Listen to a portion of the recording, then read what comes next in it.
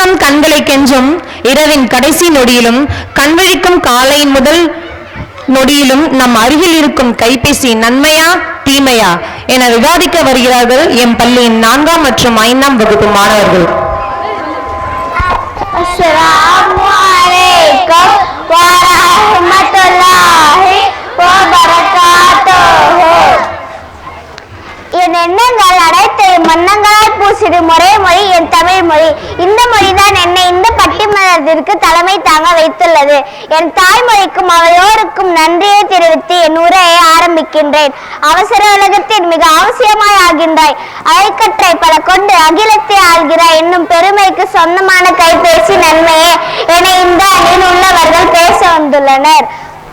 கைகளுக்கும் கண்களுக்கும் இணைப்பு கொடுத்து மனதை அடிமையாக்கி நம்மை அடக்கியாலும் ஆட்சியாளர்களை அதிக விலை கொடுத்து வாங்க விரும்பும் என்ற கருத்திற்கு சொந்தமான கைபேசி தீமையே என இந்த அணியில் உள்ளவர்கள் பேச வந்துள்ளனர்.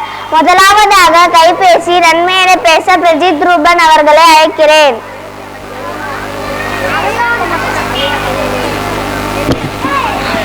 அவையோருக்கு என் வாழ்த்தை தெரிவித்து என் உரையை ஆரம்பிக்கிறேன். கடுகு சிரித்தாலும் காரம் குறையாது என்பதை போல கைக்குள் அடங்கும் கைபேசியால் கை நொடிக்கும் நேரத்தில் உலகில் உள்ள எத்தனையோ தகவல்களை பெற முடிகிறது.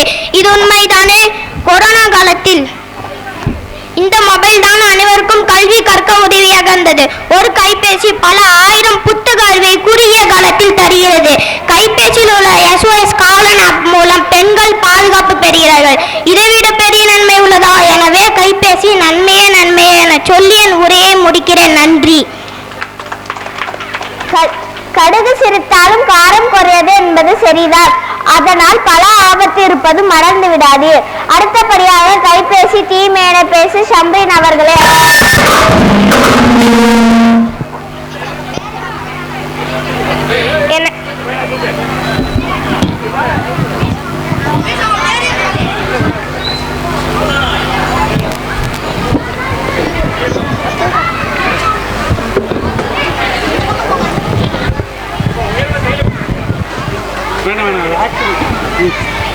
எனக்கு பேச வாய்ப்பு ஏற்படுத்தி தந்த என் தமிழுக்கு நன்றி கூறி என் உரையை தொடங்குகிறேன். கையில் அடங்கும் கைபேசி கையில் இருக்கும் மதுகுண்டு போல் பேராபத்தாக உள்ளது எனும்போது கைபேசி தீமையே என பேச வந்துள்ளேன். கொரோனா காலத்தில் என்ன படிச்சுங்க Prajith? PUBG, free fire game விளையாடி அதற்கு அடிமையாகி மனநலம் பாதிக்கப்பட்டது மட்டுமின்றி பல உயிர் பறிபோனது உண்மைதானே? SOS ஆப் பாதுகாப்பு தருது சரி, ஆனால் இந்த கைபேசியில் உள்ள Facebook, Instagram மூலம் முகம் தெரியாத நபர்களிடம் சாட் பண்றதால எத்தனை பெண்களின் வாழ்க்கை பறிபோய் இருக்கிறது என்பதை நாம் கண்டதே. எனவே கைபேசி தீமையே தீமையே என கூறி என் உரையை முடிக்கிறேன். ஆன்லைன் கிளாஸ்ல ஆசிரியர்கள் உயிர் போக கத்துவார். இவன் மியூட்ல போட்டு அவன் உயிரே இருக்கிறான். யாருக்கு தெரியல என்றமா? அடுத்தபடியாக கைபேசி நன்மை என பேச ஆயிஷா அவர்களை அழைக்கிறேன்.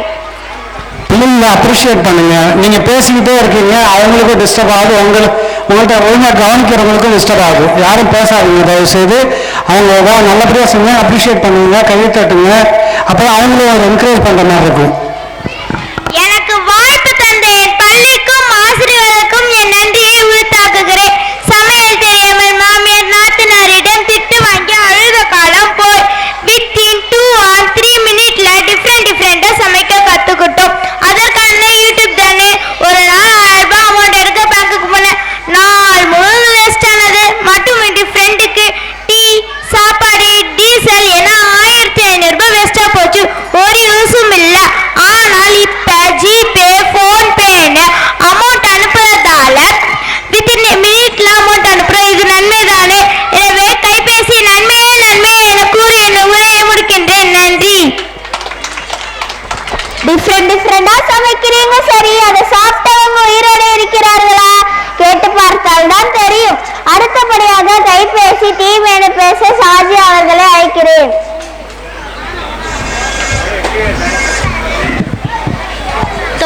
தொட்டு தொட்டு பார்த்தால் அது வெறும் காகிதம், தொடர்ந்து படித்தால் அதுவே வெற்றியின் ஆயுதம் என கூறிய உரைய ஆரம்பிக்கிறேன். என்ன நீங்க கலர் கலரா ரீல் விடுங்க ஆயிஷா, அடுப்பு பத்தக்க கூட யூடியூப் தான் கத்து தருதா என்ன? அடுப்பு பத்த வைக்க கூட யூடியூப் தான் கத்து தருதா என்ன? அடுப்பு பத்த வைக்காமல் எந்த உணவும் ருசிக்காது. Keep it in mind. GPay, PhonePe amount அனுப்புறீங்க சரி, அதில் டேக்ஸ் பிடிக்கிறாங்க, நம்மளுக்கு தெரியாமல் பேங்க் அக்கௌண்ட் காலியாகுது. இது அறியாமல் சின்ன பிள்ளைகள் இருக்கிறீர்களே, இந்த அணி ரொம்ப பாவம் தான். எனவே கைபேசி தீமையே தீமையே என கூறி என் உரையை முடிக்கிறேன்.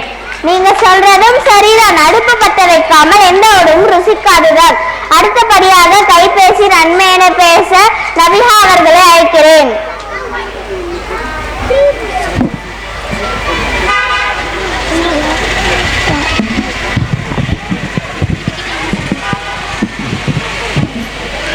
யாம் அறிந்த மொழியிலே தமிழ் மொழி போல் இனிதாவது எங்கும் காணோம் என்ற தமிழுக்கு நன்றி கூறிய உரையை தொடங்குகிறேன்.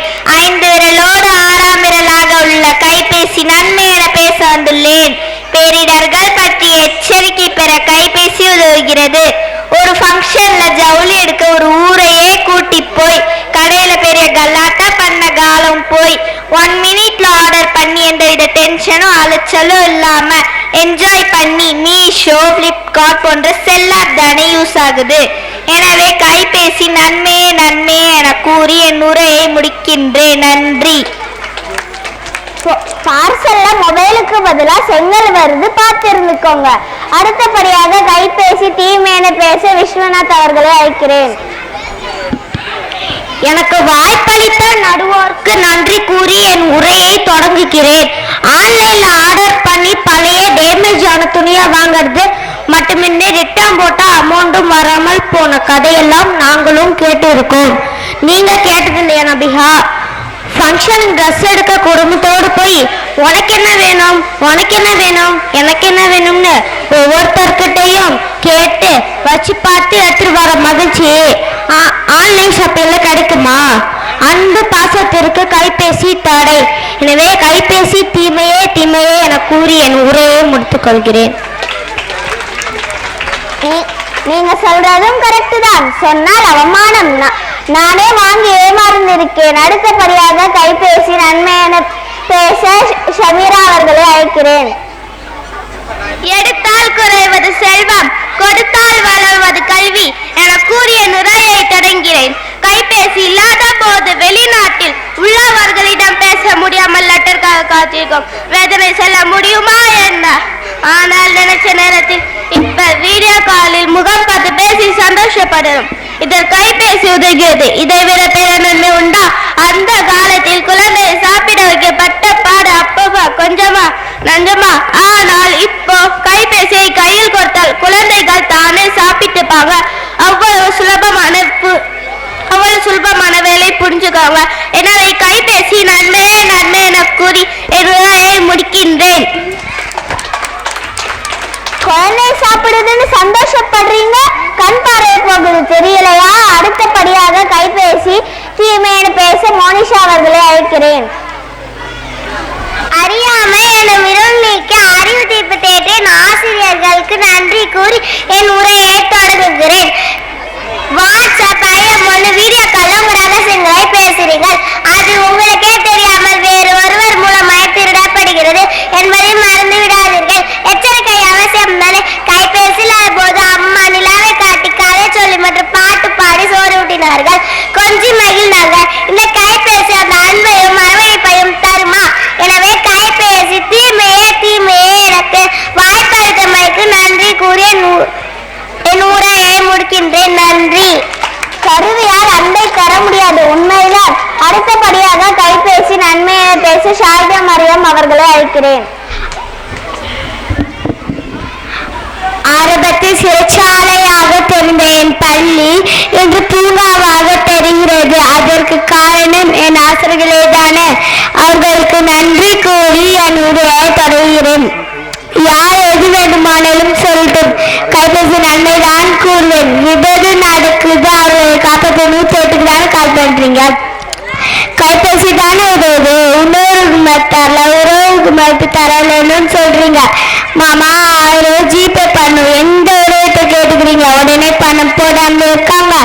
கைபேசி உள்ள வாட்ஸ்அப் குரூப்ல பல வருடம் பார்க்காத பேசாத பழைய நண்பர்களோட பேச பாருங்க. வாய் பழுத்துறது. இது நன்மை இல்லையா? அதனால் கைபேசி நன்மையே நன்மையே என அழுத்தமாக கூறுகிறேன். நன்றி. நீங்க சொல்றதும் சரிதான். அடுத்தபடியாக கைபேசி தீமை என பேச வருகிறார் சஹானா.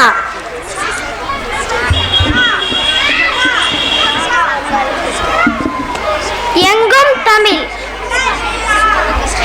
எங்கும் தமிழ், எதிலும் தமிழ், மங்காத தமிழ் என்று சங்கே முழங்கும் என் தமிழின் பெருமை கூறி என் உரையை தொடங்குகிறேன்.